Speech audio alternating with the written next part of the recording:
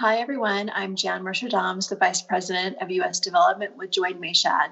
We are an ecosystem of brands for women, by women, connecting women to each other and to the companies, causes, and organizations that champion equity for women professionally and personally. Today, you're here with us watching Speak Your Mind with Dr. Risa Ryger, brought to you each and every Monday. Please, please, please make sure to subscribe to our YouTube channel, Join Mayshad, and check us out at joinmayshad.com to learn about how you too can become a part of how together we revolutionize how professional women connect, engage, and do business together. Welcome, Dr. Ryger. Hi, Risa. Hi, Jen. Good to see you here. Good to see you too. I'm so excited. I'm on the edge of my seat right now, waiting to bring in our very, very, very super special guest star to talk to us and guide us and inspire us and motivate us and meditate with us. But before we do that, we like to, as you know, Risa, talk about one really positive thing that's happened over the course of the last week. So can't wait to hear what you've got on store for us this week. And you never tell me in advance what's going to be happening, what you're going to be talking about. So I'm excited, as all of our viewers are, to hear this week's story. Okay. Right. Well, it's true. You're going to hear it at the same time as others. So during this week, I was thinking a lot about connection and a lot about the people in our lives, the people in my life, and that, that there's a lot that we can do. In that, some of us have small families, some of us have tiny families, some of us have large families. And within those families, one of the things that we know is that families are messy. And so that it's a beautiful way of saying that, Risa. Beautiful. It's messy. So, so just through experience, it just sort of came to me that there are different ways that we can connect. And so I came up with two just shorthand ways. One is FBB and one is FBC. Now, okay. FBB is that, kind of like what we get. And that's family by blood. And so that's our blood relation. And so, small, big, ups, downs, agreements, disagreements, love, difficulties, and the whole caboodle. And then there's the other category of the FBC, and that's family by choice. And these are the people who they're not connected to us by blood. We don't have that genetic connection, but that we can surpass, we can go beyond blood connection and have people in our lives who we show up for emotionally, physically, through times of happiness, through times of sadness and grief, that we show up for and who show up for us. And so it may not be that they were born into our family or we were born into their family, but that we can have people in our lives who matter deeply to us and who are crucially important for us. And we can have them there by choice. So that kind of where you landed in terms of the birth of your family is not a limiting factor for you, that you can always go beyond, bring people in, and really make the family that you want through your family by choice. So that, Jan, is my share for today, my positive. Oh, what do you think? I love this, Risa, for so many different reasons, including, as you know, we just had an election.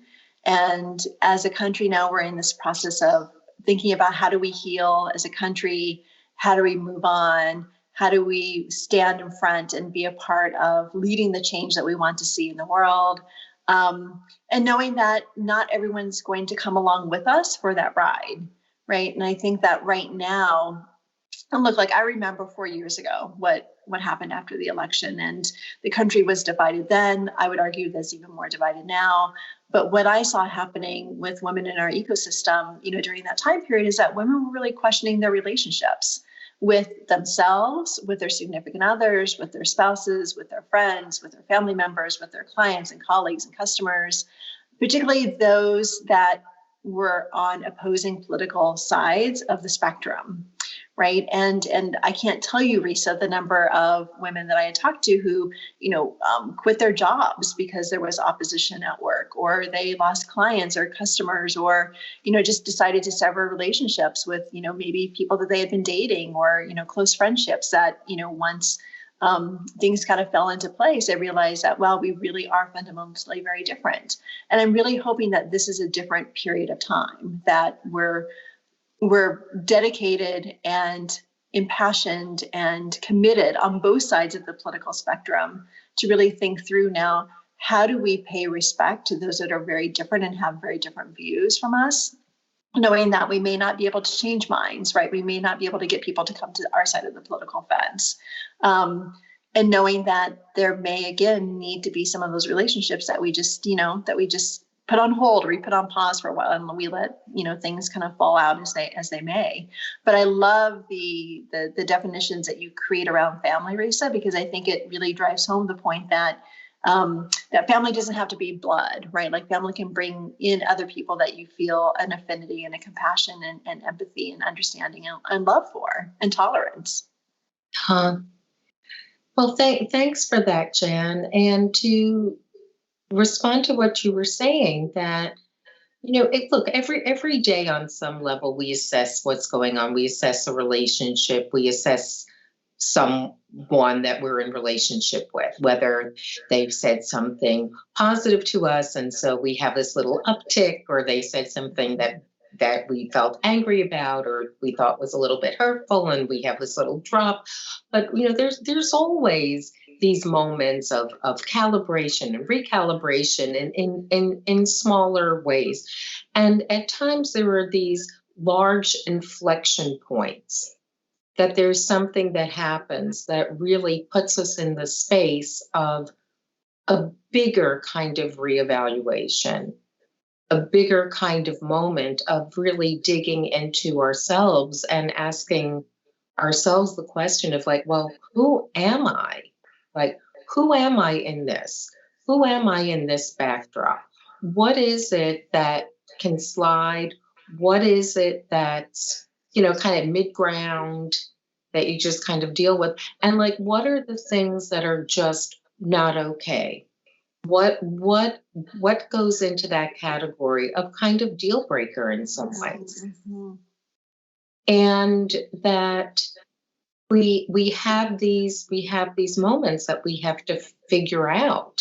And it's important to do that. It's important to have this self, reevaluation. And so that we can then wonder with ourselves. And as you're talking about going forward now, is it about being right? That we can start to question, well, how can I make connection? If my goal is to help to support unity, how do I help make connection while also not necessarily agreeing with the other person? That we can't just, and I actually had a discussion with a neighbor who we just meet each other when, pardon me, when we're walking our dogs, and that connection can't be that we have to agree, that we have to see it the same way.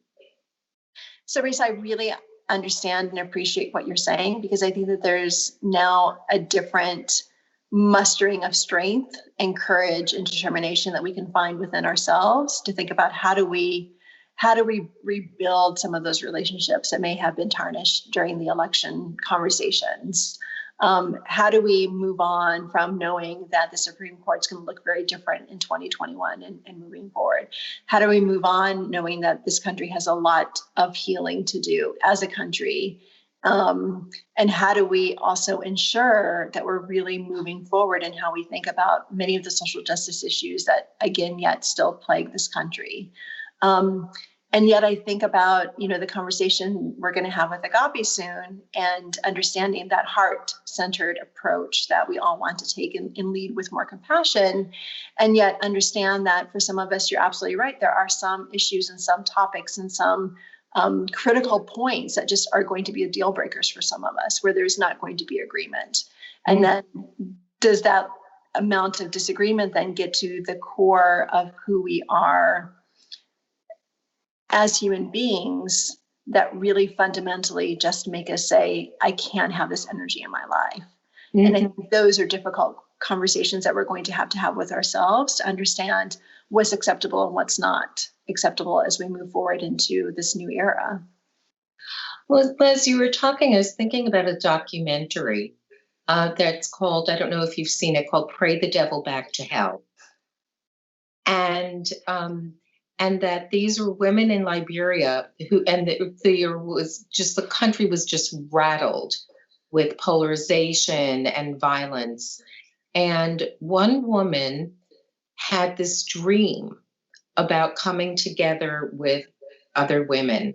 And so what happened was, these women who were from different religious backgrounds had different beliefs, but they believed that. And they had certainty about the fact that they needed to be able to put together peace, that the country, their lives couldn't continue to move forward in such a polarized and hateful and violent way.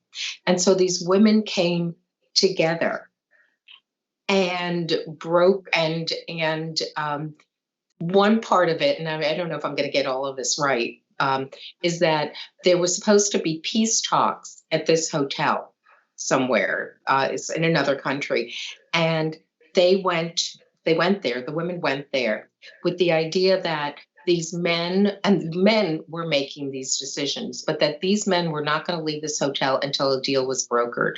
And what they did was they surrounded the hotel, and didn't want the men to leave until they came up with something, a plan. And the men were literally, we saw it on film, that they were climbing out the windows to be able to get out.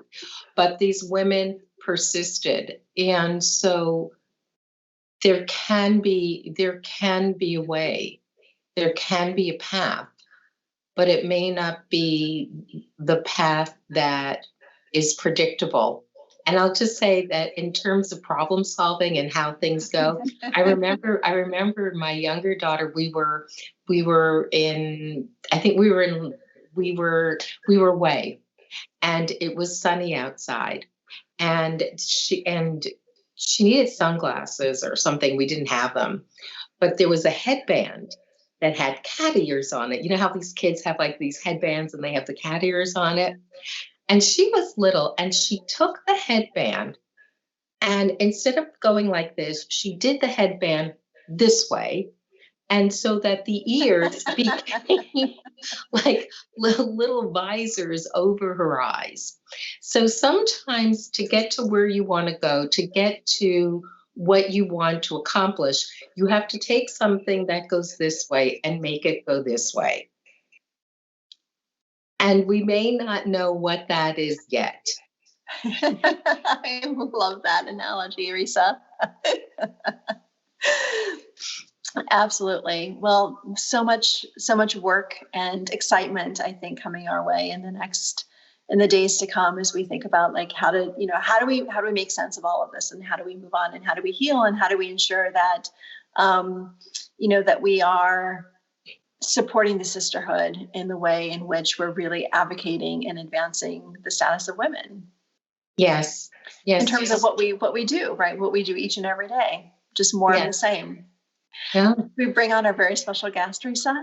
I'm so excited, and I know that that she has really made time in her calendar to come and be with us and to share her wisdom and experience. So, Jan, please give this incredible introduction to this incredible woman.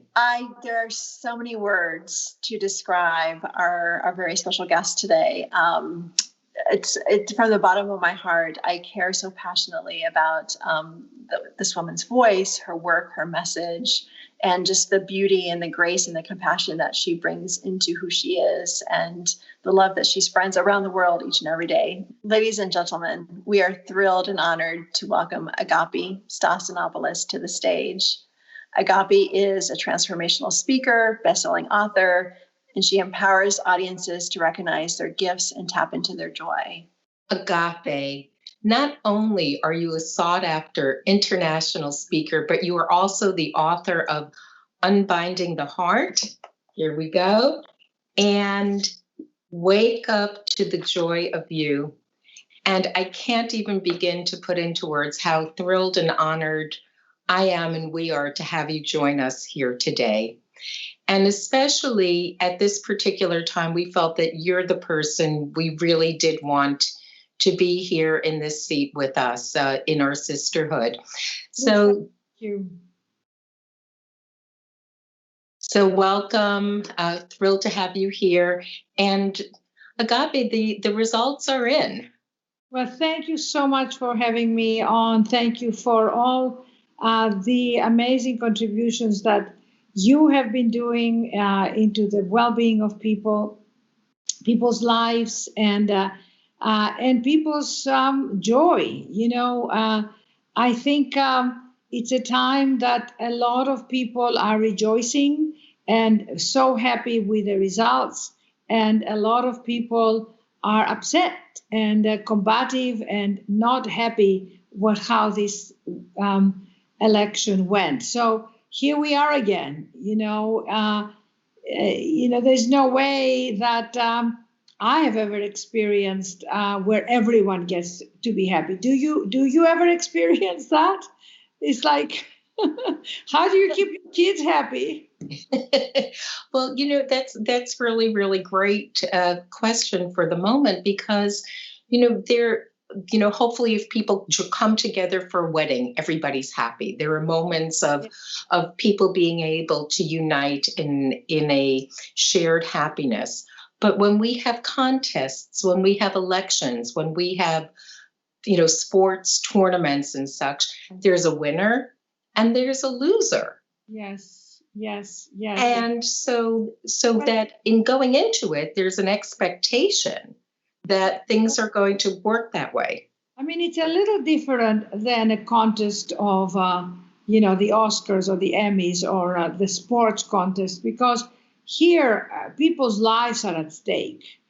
People's well-being. So many issues are at stake here that we as a human race are also concerned with the environment, with education, with healthcare, with mortgages, with jobs, with racism, with separation, with immigration. I mean, Risa, it is endless, the issues. And here is each one of us. And we can all feel, a lot of us can feel extremely powerless, but hopefully we all voted. And that's one way we all exercised our choice, which is great. Now, what do we do? Where do we go from here? We can keep expressing our opinions. We can keep writing about it, talking about it. But here's where I want to caution us. It's when we start to feel the againstness, the hatred, when we put, fuel in what already exists, this incredible divisiveness and separation. This is where we are doing a disservice to our human spirit. Yes. And so, Agapi, you come in with your heartfulness, your wisdom, your experience. And how is it that you would navigate this time, both in yourself, and what is it that you can share with us about how we keep our own steadiness? Because if we're not steady, yes, we can't go forward and lean in to make connection with someone else. I think a word that I love and I would use and encourage everybody who is listening to us is please access your higher wisdom. We all as human beings have been instilled wisdom, and your wise voice is going to tell you how to act to interact, actually, not just act, how to interact.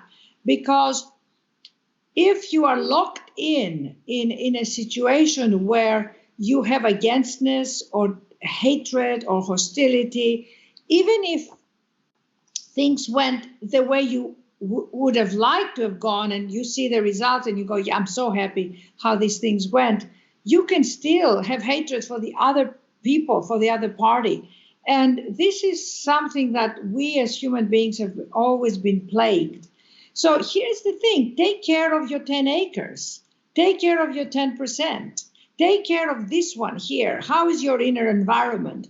Are you polluting your inner environment? Because if your thoughts are combative and againstness and angry, you can really start have toxicity in you can undermine your immune system. Basically, your responsibility is to stay elevated, to stay wise, and to do everything you can within your domain to make a difference. And my friends, we can make such a difference to each other's lives by sharing, first of all, what my mother would say. She would have in Greece and in London, she will have, the parties that were in opposition and make them all dinner and have them all sit down, and the beauty of this is that can you be the peacemaker? Can you bring the person who brings people together? That's, to me, the power. That's, as a matter of fact, as we would call in the feminine spirit, that's the goddess, that you bring that unity together. You bring back the joy. You bring back.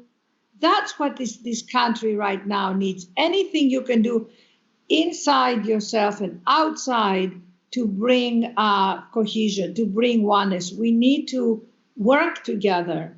And in your own home, make sure that you're at peace with your husband, your wife, your significant other, your in-laws, your children. Make sure that you have moments of gratitude, moments of prayer, moments of thanking each other. I always say to a couple, never, never, never, never go to bed upset and angry with each other.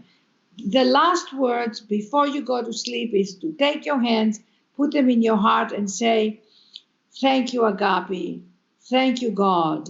Thank you. Thank you to my sister who I live with. Thank you to my nieces. I love you. I love you. I love you. And that's how you go to sleep. And that's how you wake up. It's primal. My father survived the concentration camps, the Nazis, for 1.5 years, Risa. And he said to me when he came out, there was not a day and a night that went that he didn't thank the higher power. He said, through the grace of God, I am here. Because he saw his friends being shot in front of his eyes. So no matter his adversities, no matter what he went through, every night he went to bed, and in Greek he said, doxa sio Theos, and he would cross himself. It's not a religious thing. It's the miracle of life of who we are, and we need to honor this life. And I totally agree. If you see people who are, I saw a woman the other day who was yelling at her little kid, at the supermarket, and just called him like that, said, stop it, stop it. And this man behind her said, ma'am, don't ever talk to your kid like that. And she said to him, it's none of your business. He said, it is my business. Because this is what this man said at the supermarket behind. Said, this kid is going to live much longer than you and I will live, and will be on this earth. And you have a responsibility to teach this kid love. And she stopped.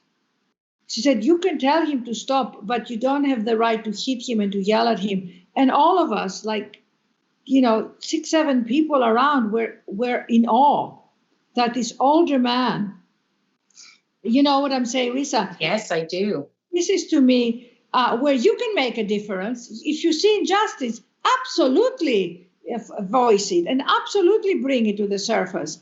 But, if he hit her right there and then, what would that have done? But he brought his authority. You see, I think this is where we give over our authority. And we have tremendous power in our calm, in our strength, in our communication. Mm-hmm. And summon up that power and bring it to your environment, bring it to your employees, to your employers.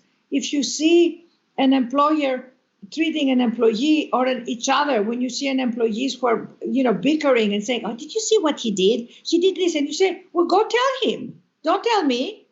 Don't gossip behind his back. If you don't like something, go tell him." That strength, that's where you can make a difference. And to be able to do that, I think that it's absolutely spot on, and that each and every one of us has the capacity and has the moment where we can have impact. That's right. But what I'm going to add to that is that, which is so important, that we need to have ourselves to be able to take from, to step into. Yes. And as you talk about your mother, you're reminding me about what my mother said. Because she had, we hear things from our mothers for all these years, and we're like, oh, yeah, and then it comes back to us. And my mother would say all the time, the way you say hello is how you get back the hello, right? Exactly. So that when you lead with respect, when you lead with listening, when you lead with wanting to understand. Beautiful. And listening. That's it. Listening and offering. Listening. It's like listening is like to tell your brain and your mind, shut up. Risa is talking. I'm going to listen and see what she has to. I don't know what she's going to say. I don't know where she's at. Let me be a cauldron. Let me be a space of quiet inside. But we're all so busy and we don't listen. And listening is the first key and the first attribute to that heartfelt communication.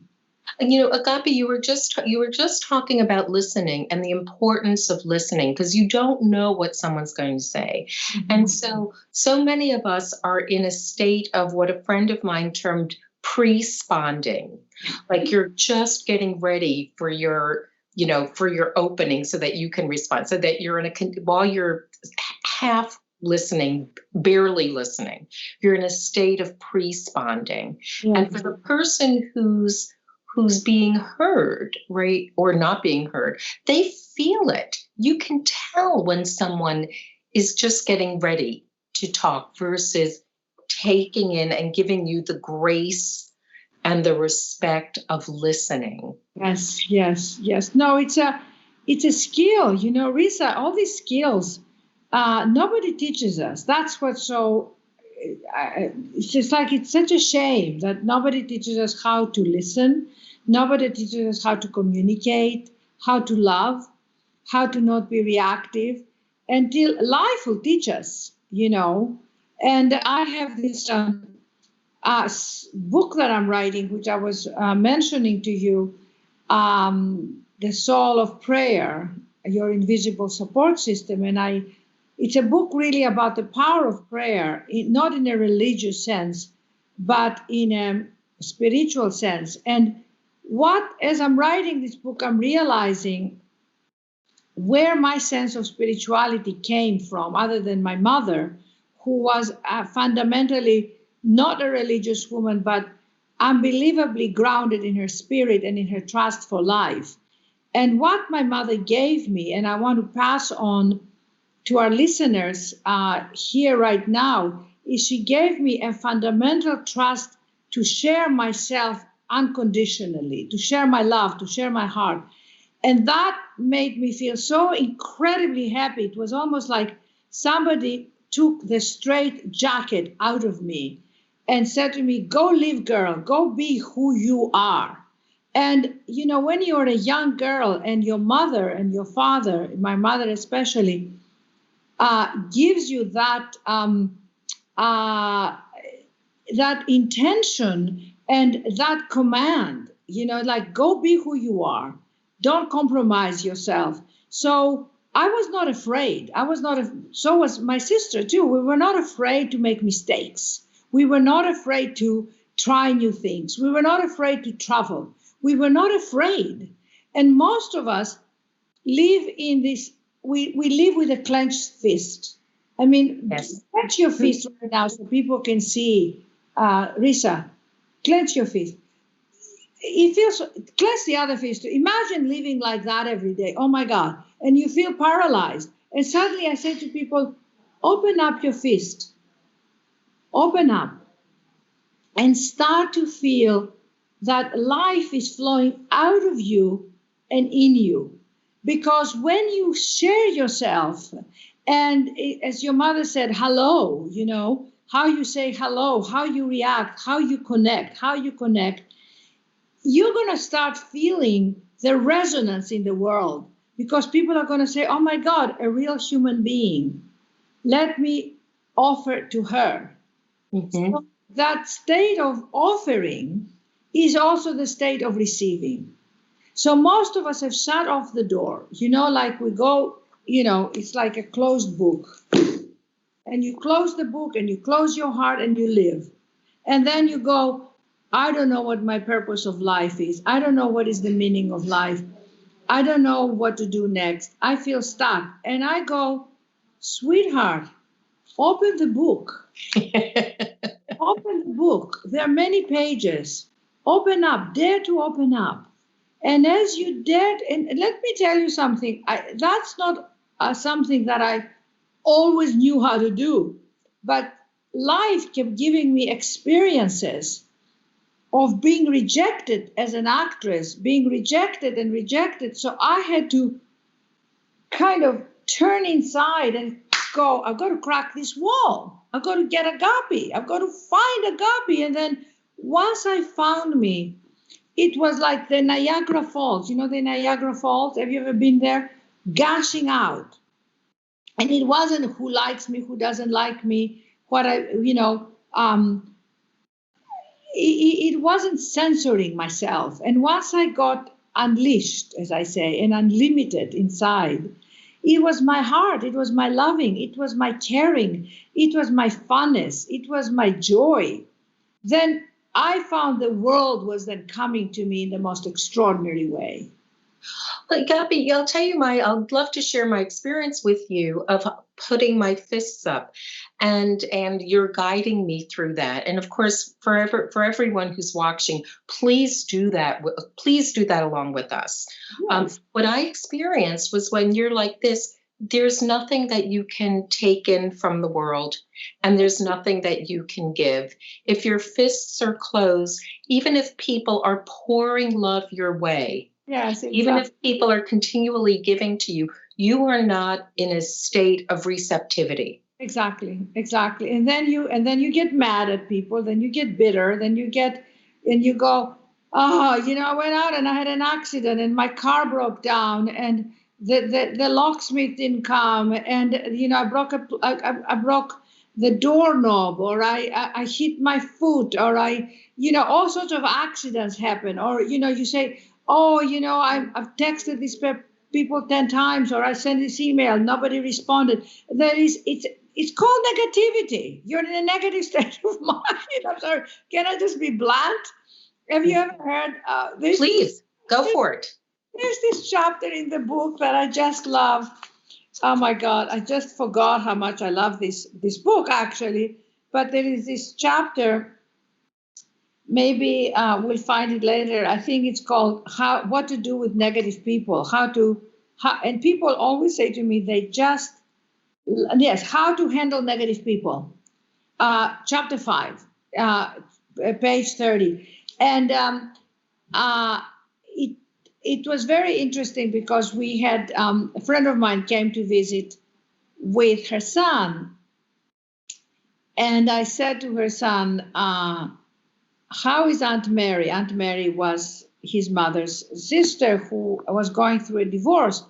And little Jack said to me, well, Agapi, Aunt Mary is very negative because she's very unhappy.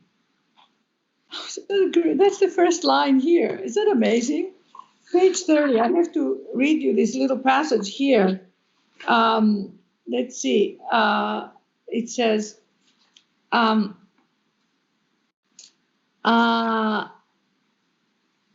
yes, how's everything with Aunt Mary? The little boy said, a matter of fact, Aunt Mary is very negative, Agapi, because she's unhappy. There you have it from the mouth of babes.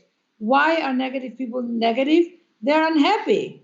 Now, that doesn't justify their behavior, nor does it suggest that you have a responsibility to fix those people and their issues. Your main responsibility yourself, and it's up to you how you react to negative people. Have compassion and leave them alone. And to add to that, because I have that book, I also have Unbinding the Heart. And there's something that you say so beautifully here, just to piggyback on what you're saying. And you bring a word in, and I love when there's a term that really means so much and has so much just texture and depth to it. And it's entelechy in English. This is from Aristotle, as you say. Yes. And it's the potential. Pardon me? A great Greek guy. There you have it. And you're the perfect person to introduce me to that. And I thank you for it. There's a word for potential blossoming into being. And that entelechy describes both the process and a state of completeness, a possibility actualized, an essence fully realized, a conception finding its full-blown form. And when you were talking about yourself going from closed to open, yes. And that with open comes sight, with open comes vision, and that with open, you have the possibility of seeing opportunity, friendships, connection, gifts around you. And then to bring that into, you're talking about unhappiness, that it can help start a cycle for you of being able to bring in the positive, the goodness, while you see that there's problems happening. It's not like you're in a bubble of not seeing. It's exactly to your point, where the courage is to see both and to choose to go with that openness. Yes? Absolutely. And as I said before, it's for me, life forced me to go for my creativity. It was like when nothing was coming my way and I felt like I was in the desert, and people know that, and I was hitting a wall over and over again. I've got to find it. And then I turned inside and I said, I am going to do this. And through the excavation, through the tenacity, and my strength started to unearth itself, and I started to find it. And I kept, like, for example, I have a chapter in the book about what it was like to raise money for a project that I was doing, and how many rejections I had about that. But I didn't stop, and I'll never forget it. I was raising money for a PBS special that I did, and I asked, it was for the gods of Greece. And I must have asked one man like 12 times, please, can I have, a Greek man? And finally he said, oh, I'm going to get rid of you. I'm going to send you $5,000. And I said, great, thank you, goodbye, and the FedEx package arrived in this house underneath the gate. And I opened it and I said, I cracked the wall. Now, what I could have stopped. I could have gone, because every no was like, no, but every no was cracking the wall, and then the wall broke. And what basically, Risa, and my friends, I'm talking to you directly right now, what we must all do to get to who we are, the entelechy, to get to that essence of who we are, which is planted in us. It's like the seed of Agapi, of Risa, of everybody who is listening. The greater Risa, the greater Agapi, the greater person of who you are is in you with that seed. And the seed to grow, we must water it. And the way we water it is by offering of ourselves. You must have a sense of worthiness and value, because if you feel I have nothing to give, then you're never going to give anything, but you have something to give. Reaching out right now to someone that you know has less than you, and there are many who is hurting more than you, financially, emotionally, feeling alone, feeling a single mom with 3 kids and with unemployment, and there are many of them. A couple that's in discord because the husband lost a job and the wife is making more money. There are endless situations. Find them, reach out, call on these people. Don't text, call them FaceTime. Say, what can I do for you? What can I do for you? Anything. Can I bake bread and bring it to your home so that you know you're not alone? That's how we save this planet Earth, one person at a time. Agapi, I am so beside myself with joy listening to you, because there's something that everyone can do, each and every one of us. The message: crack your personal walls, reach out, and then ask for what it is you want. Again, I have another chapter in the book called 4 Magic Words. Can you help me? Can you help me, Risa? Can you help me, Agapi? Yes. What can I do for you? Anything. Can I open the door?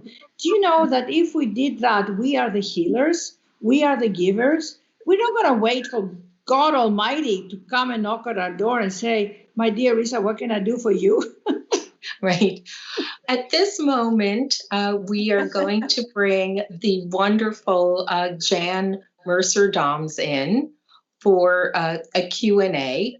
And as I bring her in, I just want to, this is a little bit of a surprise, which is that, Agapi, this book, which I have, you... Oh, wow. Yes. In Thriving Hard, yeah. Agapi, 2014? Yes, that's when I met you, and I met Jan at the same place. Where was that? That was in New York at Thrive. Oh, that's amazing. And I have this book. I have held on to this book since then, and that's amazing. And here we are. Oh, makes me so happy. Agapi, that is literally the day that Risa and I met each other as well, that very same day. So I feel like this is all incredible energy coming back around. This is good. Here we are together, as it should be. As it should be. Agapi, we've compiled a list of questions based upon the conversations we've been listening to since day one of the pandemic. And so, as you know, we used to be in the live world all together hosting events. And then when March happened here in New York, we went to all things digital. And we've been doing workshops and seminars and shows like this, and really giving women a visible space to be seen and heard and appreciated and valued during this crazy moment in time. And so we've been listening a lot, and we're finding that women are experiencing 2020 in very different, unique ways, not always in the same way, at the same time, in the same place. Yes. So we've compiled a list of questions based upon conversations we've been having with other women, professional executive women in the corporate sector, entrepreneurs, business owners, founders, academics, funders, you name it, we're Mayshad. So this is going to be really interesting, and I cannot wait to hear your responses. You talk a lot about unconditional love, and when we think about unconditional love, we often think about love that we have for our family members. And, you know, when we think about unconditional love that we have for our sisters and our brothers and our parents and our spouses and our significant others, but we often don't think about unconditional love as it pertains to our community and those who may not agree with us, but aren't necessarily living under the same roof. So as we move forward now post-election, what advice do you have for us as it pertains to exercising the principles of unconditional love, but applying those principles and applying that to the outside world, particularly with those we do not agree with? Well, let's put a spin on the unconditional loving, because loving is an adjective. You know, it's not a verb. It's a verb, not an adjective. It's like loving. So if we were to it's an action basically. Love is not like I'm going to read your poem, which also could be terribly nice, but it's something where I would do something for you, regardless of race or creed, circumstances, environment. That's where the human experience comes in, and that's where I believe the compassion comes in. And there is a great, so if you think of loving as compassion, might be easier. But to me, to live without compassion is like living in the desert, because we're all human beings. We all are so alike and so vulnerable. And there is never been a time in history, I think, in our lifetimes, where we have all felt so vulnerable because of the coronavirus. Scientists, experts all over the world are trying to fathom how to tackle this virus, and they haven't come up with answers. And these are some of the most brilliant men and women in our species. So if you look at that and you go, God, something out of nowhere came and attacked us, and we are all in danger, actually, of this virus. So I would say, have compassion, have humility, have reverence, and that is how we bridge the separation between all of us. You have to love everyone. You just have to come into your loving, because if you come into your loving inside of you, you're gonna love everyone automatically, because it's gonna spill over you. It's your energy. Does it make sense? It absolutely does, Agapi. And I am thinking about, we're approaching the holiday season, and holidays this year were someone and not like them, by the way. I'm sorry, say it again. People, or but you don't like them, or you don't like what they stand for. You can disagree with them. You can say, I don't like how you're doing this, or you can have you can have your own judgment, not instead of judging them, but your judgment about what you like and you don't like, what you agree, don't agree. But if you shut off your heart, then that hurts you. Agapi, that's a perfect segue into our next question, because as we're approaching the holidays, and the holidays no doubt will look different in 2020 because of the pandemic, and we all want to stay very safe and healthy and protected, but at the same moment in time, also think about ways in which we can connect with our loved ones, with our family members, and with our friends. But we know that that in many families, there still may be that political divide. And particularly this year in this election, the political divide was very contentious. And so, I love what you said around the compassion part of how do you experience love and how do you give love, and understanding that may not come back to you in the same way, and accepting that as well, I think is incredibly important for us to think about, just in the sense of, we always think about the energy that we put out there is the energy that we want to receive back in the world, but sometimes it doesn't work that way. And there may be those time periods now, particularly as we're approaching the holidays and the end of the year, where we may not receive love and support and understanding in the same way in which we're exuding it. Yes, and you can always ask people that are close to you how you would like to be treated, how you would like to be loved. I'm sure, Jan, you recently got married, and I'm sure you have moments with your hubby where you can say, sweetheart, when you're eating the popcorn, watching the game, and you're ignoring me, I'm not happy. I would say that to him or her, when you take your shoes off and you leave one in the bathroom and one in the kitchen. How did you know, Agapi? How did you know? That makes me happy, or when you snore at night, it wakes me up. It can be hundreds of things where you say, can we do something about this? Because I love you.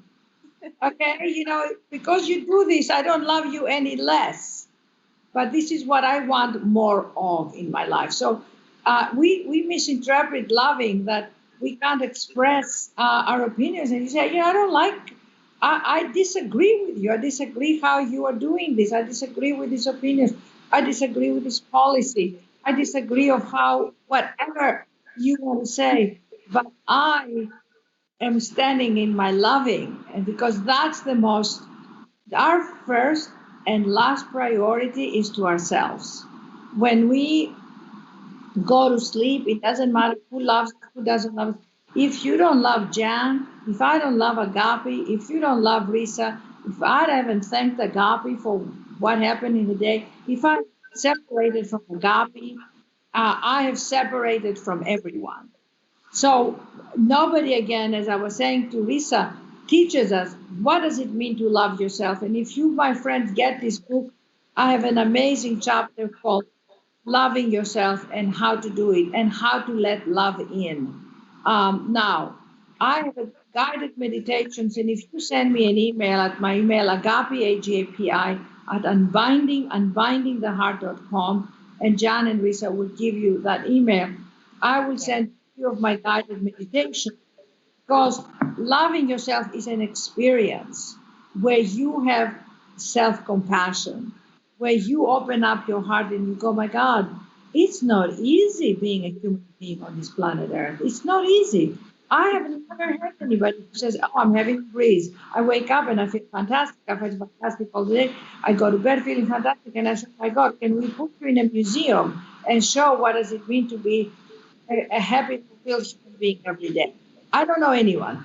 I know that we are all human and we go through ups and downs, and we go through sadness, happiness, grief, unhappiness, joy.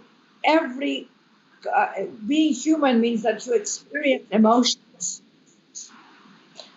And just to just say, and because what you're saying is so crucially important, which is that, and this range of emotions is our human experience. And to constrict ourselves is like going into a fist. It's like going into an emotional fist. All these ups and downs and everything. The greatest transformer is that cauldron that I talked about, of that heart, the spiritual heart, the heart that opens and says, oh, sweetheart, are you sad? I can understand. Is this hard for you? That's you say to yourself. I am here for you. I am 100. And let that spirit in you, let that love, that soul of who you are, fill you. My friends, that's how you get to move in this world and not feel disconnected. That's your lifeline to your soul, to your presence, to your God, whatever God is for you. My mother used to say, know yourself and know something larger than yourself. And that larger is our breath, is our spirit, it's our wisdom, it's our intelligence, it's our joy. So you encompass the parts that are lower, that the lower nature, the hurts, the upsetness, the betrayals, the disappointments. You embrace that. And then through your loving, you exhale it. And you go, we're okay. I'm okay. I really have compassion for myself. And the compassion is a softness, it's a tenderness, it's not harsh. We live in the harshness of the world, but please don't make your inner world harsh. Make your inner world like when you see a baby, what happens to you? You fall into your heart, right? You fall into your heart and you go, oh my God, look at this little baby who I'm holding it, and it's so trusting. You know, what happens to us as adults? We stop trusting. You know, Agapi, I have to say that when I see you and Risa doing this exercise, I literally have a visceral reaction, because I see the tension. I sense the kind of the, don't cross me, stay away. And it feels very, very uncomfortable. And so it's just interesting to watch both of you go through that exercise and then be on the other side of that to actually understand, what that feels like as an outsider. Yes. And Agapi, one of the chapters that you have in the book, actually, you talk about like managing your own energy, yes, right? And being able to set your boundaries and to know your limits and to be able to be there for yourself first, so that you can also be there for others, which I think also resonates incredibly well with the women that we have conversations with, the women that are part of the sisterhood, the Mayshad network, because particularly in 2020, we've taken on so much, right? And in the sense of managing our households, managing our relationships, managing our careers, managing change, managing health. And I think that there is something so valid about what you're saying in the sense of the compassion, the self-love, but then also knowing in those moments and times when you need to either say no or to reconfigure your boundaries to make sure that you're taking care of yourself so that you can also take care of the other important people in your lives and in our communities as well. Making yourself a priority is a sacred act. That's all there is to it. You should tattoo that in front of our forehead. Yourself a priority is a sacred act. And we women forget how to do that. I'm in process of learning. I just want you to know that I haven't graduated. I'm in process. I always teach myself, what's the thing? I go to bed at night and I keep my journal and I write, what are the 3 things that worked today? What would I like more of tomorrow? So I talk to Agapi. I talk to the girl in me, not just the adult or the spiritual woman, the girl in me, because the human part, what does John want more of tomorrow to keep our responsibility is to keep ourselves happy, because if we are unhappy, we'll be negative. And if we're negative, we're not contributing to the world. So stop being negative, stop being unhappy, find the happiness. The happiness is not out there. The happiness is, how do I talk to myself? We have 50,000 thoughts per day, and 70% of them are negative. So write down your negative thoughts. And most of us don't feel we're good enough, don't feel we're worthy to ask. We don't feel we're worthy to receive. We don't feel we're worthy of God's love. We don't feel we are valued unless we accomplish. How many times have you sat doing nothing and you feel guilty? You feel, oh my God, I should be doing something. And you go, no, I'm doing nothing. How amazing is that? Yesterday with a girlfriend, and we sat by in our apartment building on the very top of the mountain, we overgazing the ocean in Malibu.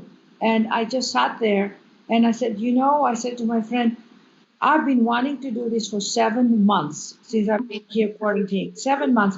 She would say, come over and we'll sit. She had 2 chairs and I sat there and I felt I was in Greece at the Aegean. And we watched the sunset. Now, that was a glorious, soulful, amazing hour and a half for me. I felt recharged. Now, why did it take me 7 months to get there? And yesterday, I literally had to go to my sister and, very busy here. And I said, I got to leave by 3 to get there by 3:30. At 4 o'clock, we're watching the sunset. That's priority. Now, I could say, well, my priority is to write my book, or to do the shopping, or to be on the podcast, or to do the webinar, or to do the seminar, or to do this, or to do that, or to do this. No, my priority is to gaze at the ocean, because that will recharge me, replenish me. And then I can come back and now give to you where I am, my cup runneth over. I love sorry, Risa, go ahead. Thank you all so much. So many questions. One of the many things that you're saying that's so important, and I hear it over and over again, and I just want to really pull it out, is that this is an active process. Yes. That this is not passive. It Yes. doesn't just come to you. It doesn't just kind of happen. That this is an active process, and you decide the process. You're in charge of that process. It's one thing I'm hearing from you. And the other thing is that do not abandon yourself. That's right. Do not abandon yourself. Oh my God, can you write a blog about that? Yes. Please, I want it. Maybe we'll do that. I want it by Monday. It's for you, done. It's called, here's your title, Are You Feeling Self-Abandoned? Okay, please, 800 words, write it down. That is amazing. You just opened up a door for me. Are you feeling self-abandoned? And then you just write it and see how you work your process, Risa, to not feel self-abandoned. And then you send it. We put it at Thrive Global. We will post it. We will socialize it. I will put it through all my social media because I think that's an incredible that's an incredible issue that we're all dealing with. That's where we're unhappy. We abandon ourselves and we think the government will do it. The people around us, the employees, the jobs, nobody's going to do it. No one. And it takes so much courage to tell yourself, back off from all the things you're doing and love me. There's a great story of a priest who is in a monastery and he's doing a retreat.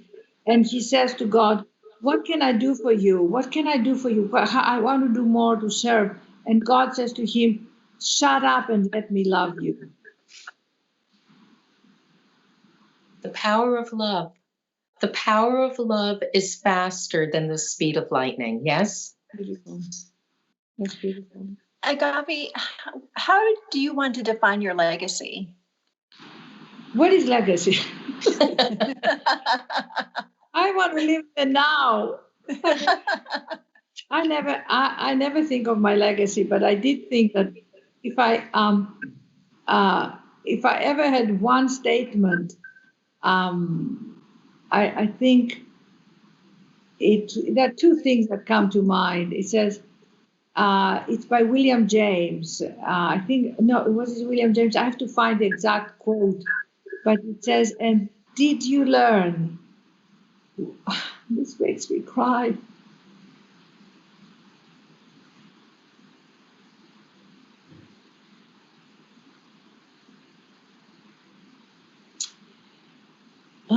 It says, and did you get what you wanted out of this earth?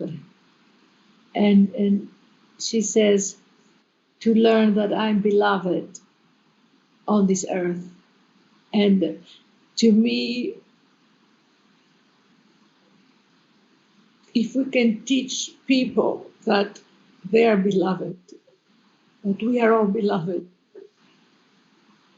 and I think for me, that's what I've gotten in my life. And that's what I want to pass on, that people are beloved. And there's not a human being that, and people suffer because they don't know that. So it's like, can we teach them? Can we love them? Because that's how you learn. You don't learn by books.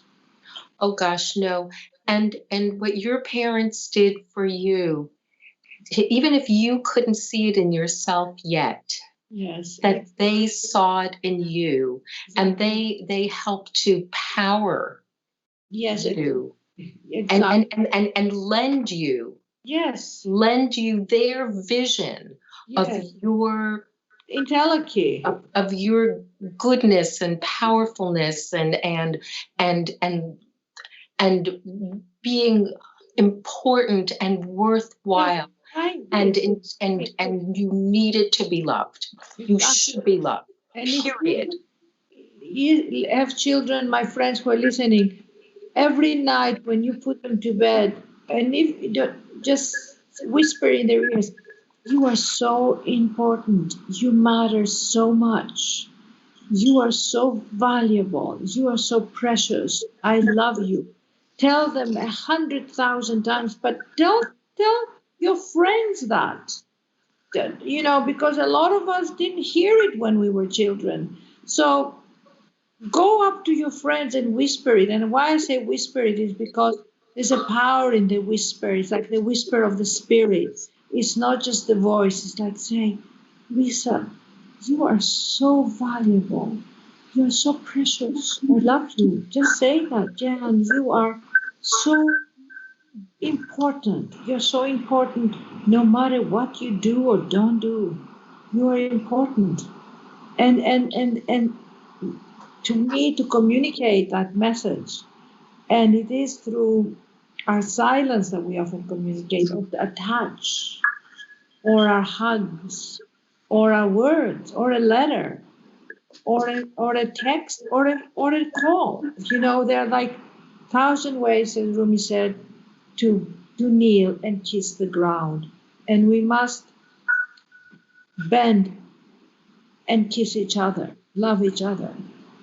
Agapi, that's so beautiful, particularly right now as we move forward into this whole new era of change.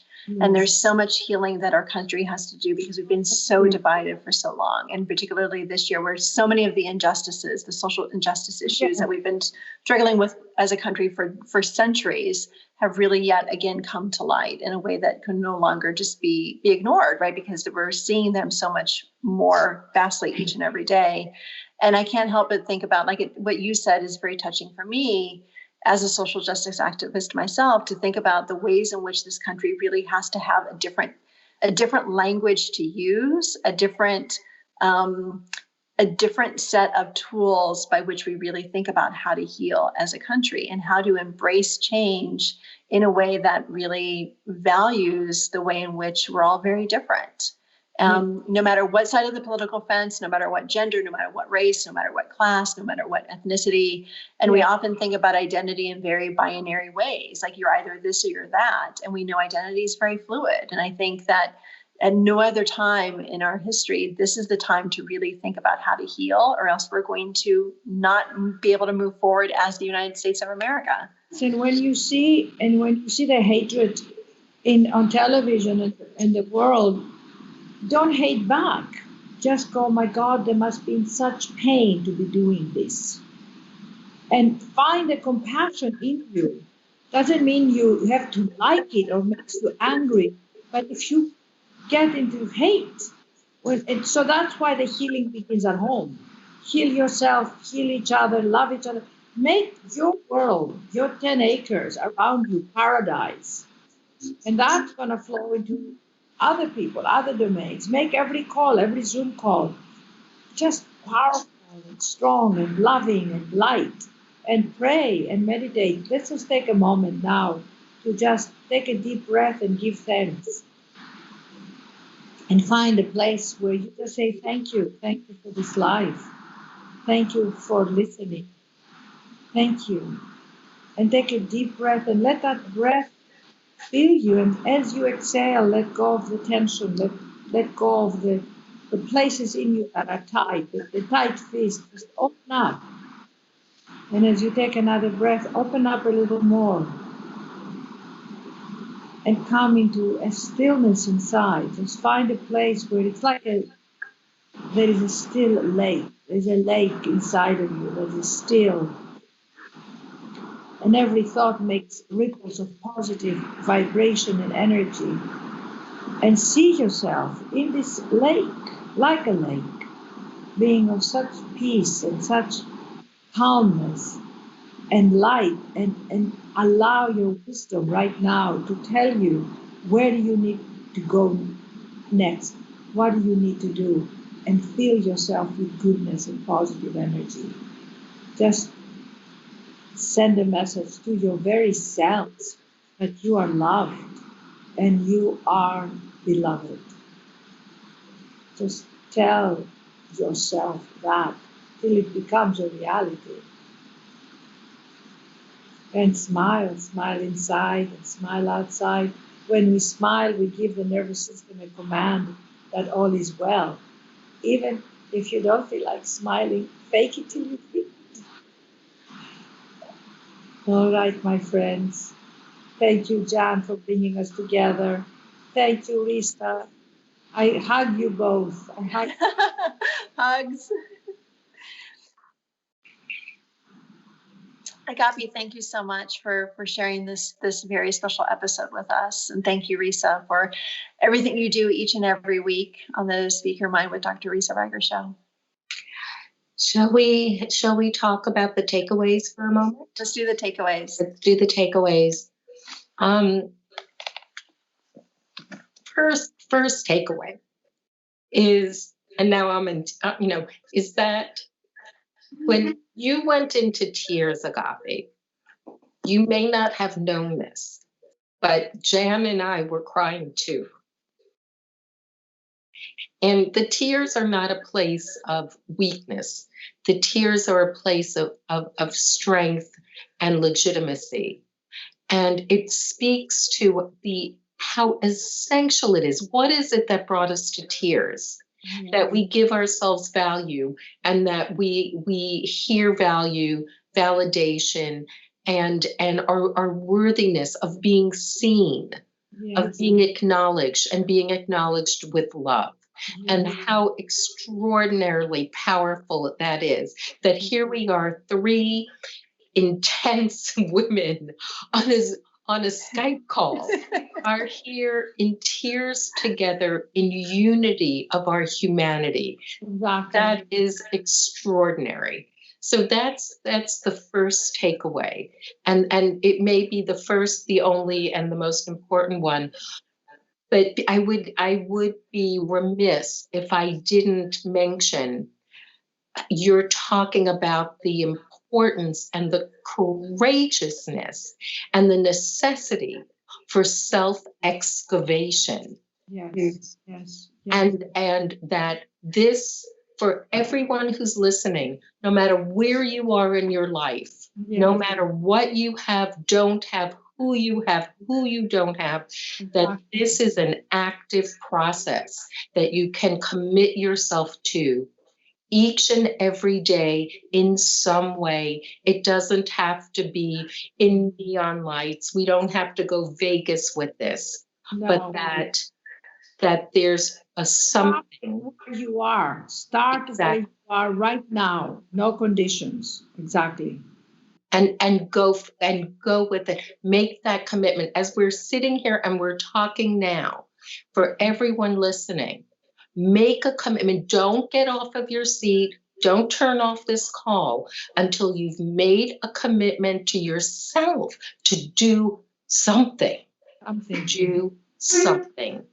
Yeah, exactly.